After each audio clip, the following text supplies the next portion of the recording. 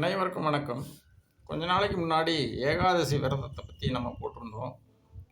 இப்போது பல பேர் கேட்டாங்க, இன்னும் அதனுடைய மகிமைகள் என்ன, அதனுடைய பயன்கள் என்ன அப்படிங்கிறதெல்லாம் பற்றி கேட்டாங்க. அவங்களுக்காக இந்த ஷார்ட்ஸை கொடுக்குறேன். அதாவது ஏகாதசி விரதம் இருக்கும்போது பார்த்திங்கன்னா, அவங்களுக்கு ஏகாதசி விரதம் இருக்கிறவங்களுக்கு கேன்சருங்கிறதே வராதாம். இதை ஒரு டாக்டரே சொன்னார். இது யூகேலேயே ரிசர்ச் பண்ணி கண்டுபிடிச்சிருக்காங்க. எப்படின்னு கேட்டால், விரதம் உபவாசம் இருக்கும்போது பார்த்திங்கன்னா பாடி ஹீட் ஆக ஆரம்பிச்சிடும். அப்படி ஹீட் ஆகும்போது பார்த்திங்கன்னா அதுவே அந்த ஹீட்டே அந்த பிளட் கேன்சர் செல்ஸ் எல்லாம் எரிச்சிடுது அப்படிங்கிறாங்க. அது மட்டும் இல்லை, நம்ம உடம்புல இருக்கிற ஊழ சதை அந்த மாதிரி இருக்கிறதெல்லாம் கூட அது பொசுக்கிடுது. அப்படிங்கிறதுனால இந்த பாடி வெயிட் ஜாஸ்தியாக உள்ளவங்க ப்ளஸ் கேன்சர் வரக்கூடாதுன்னு நினைக்கிறவங்க, இவங்களுக்கெல்லாம் இது ஒரு மிகப்பெரிய ஒரு பொக்கிஷம் மாதிரி நினைக்கணும்.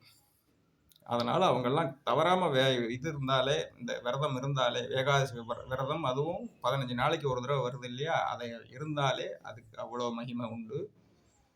ரெண்டாவது என்னன்னு கேட்டாக்க, சுகர் லெவல் கூட கண்ட்ரோல் ஆகும். ஏன்னா எதுவும் சாப்பிட்றது இல்லைங்கிறதுனால சுகரோட லெவல் நல்லாவே ரெடியூஸ், சுகர் இருக்கிறவங்களுக்கு அது ரொம்பவே நல்லா ரெடியூஸ் ஆகும்.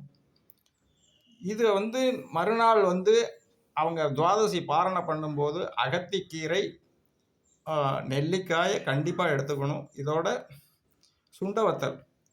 சுண்டவத்தல் எதுக்குன்னா, சுண்டவத்தல் வயிற்றில் ஏதாவது பிரச்சனை இருந்ததுனாலும் அதை சால்வ் பண்ணிவிடும். அதுக்கு சுண்டவத்தல் தான் பெரிய விஷயம். ரெண்டாவது, அகத்திக்கீரையில் இரும்பு சத்து இருக்குது, நெல்லிக்காயில் வைட்டமின் சி இருக்குது. இது ரெண்டுமே புதுசாக பிளட்டு ஊறுறதுக்கு வசதியாக இருக்கும். இந்த ரெண்டுமே தேவை. 2 காம்பினேஷன் இருந்தால் தான் புதுசாக பிளட்டு நல்லா எனர்ஜெட்டிக்காக ஃபீல் பண்ணுவாங்க. ஸோ இந்த காம்பினேஷனோட தான் சாஸ்திரத்துலேயும் சொல்லியிருக்கு.